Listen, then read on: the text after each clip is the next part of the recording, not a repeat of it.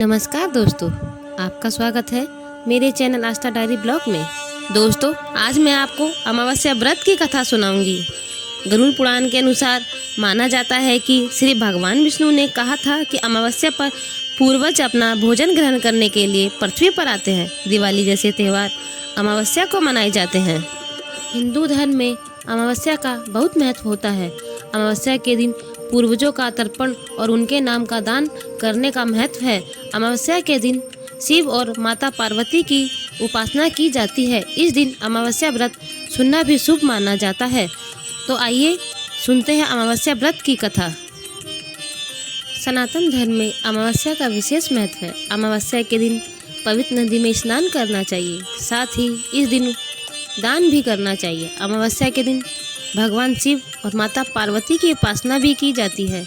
इस दिन पीपल के वृक्ष की उपासना की जाती है। धार्मिक मान्यताओं के अनुसार पीपल के वृक्ष में देवी देवताओं का वास होता है, इसलिए इस दिन पीपल के पेड़ में जल अर्पित करने से सभी मनोकामनाओं की पूर्ति होती है। कहते हैं अमावस्या व्रत का विशेष महत्व होता है। पौराणिक कथा के अनुसार एक राज्य में एक गरीब ब्राह्मण रहता है। पैसों की कमी के कारण उसकी पुत्री का विवाह नहीं हो पा रहा था।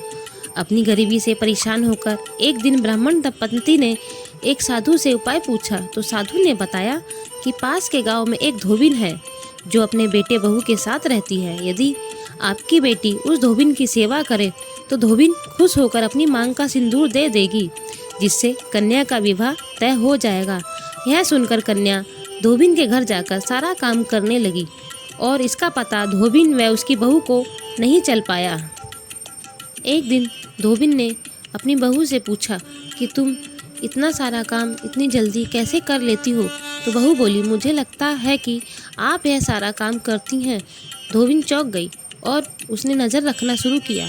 धोबिन ने जब सुबह उठकर देखा तो एक कन्या चुपचाप उसके घर का सारा काम कर रही थी। कई दिनों तक ऐसा चलता रहा। एक दिन धोबिन ने कन्या से कारण पूछा। कन्या ने साधु द्वारा कही सारी बात धोबिन को बता दी।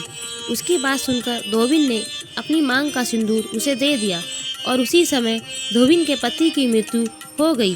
उससे दुखी होकर कन्या घर से निकल पड़ी। एक पीपल के पेड़ के पास पहुंचकर 108 ईंटों के टुकड़े लिए और उन टुकड़ों को 108 बार परिक्रमा करके एक एक बार फेंकने लगी। कन्या के ऐसा करने से धोबिन का पति जीवित हो गया। पीपल के पेड़ की परिक्रमा के कारण कन्या को शुभ फल की प्राप्ति हुई। बोलो जय हर हर महादेव, बोलो गौरा पार्वती की जय।